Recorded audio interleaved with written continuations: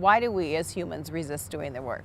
And I love this because this is the whole key. This is it.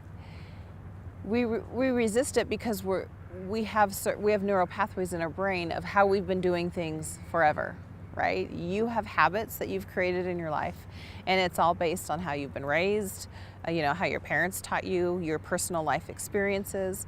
But for some reason, our brains are programmed to default to just the human brain in general, to worry, stress, doubt.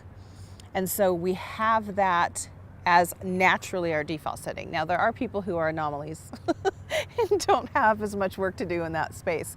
But most of us spend a lot of time in our brains worrying and having, fear, confusion, especially in the faith crisis arena that you're in your brain. And so it's comfortable for us to default to those because we know it so well. It's comforting. And we think that if we worry about something or we feel guilty about something, that we're doing something to help us not feel so bad, right? Well, it's actually the opposite that's happening. It's just reconfirming all of those things. So the resistance to doing the work, to progressing in life in any way, shape, or form, is that you literally have to create new neural pathways in the brain. You have to create new habits. So this you know this with a workout program or trying to lose weight. You have to create new habits.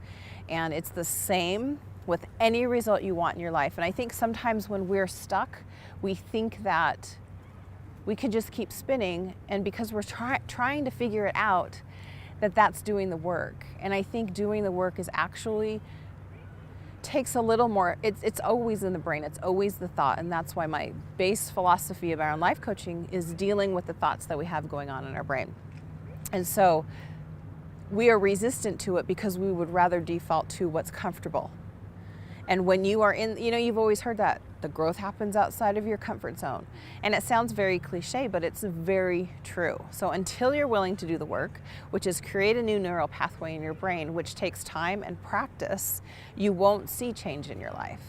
And so, a lot of my clients who are going through a faith crisis, you've just gone through a huge paradigm shift that it's hard to even explain unless you've walked through that door of a faith crisis. And so that work is then in creating those new neural pathways. That's what it will always come down to.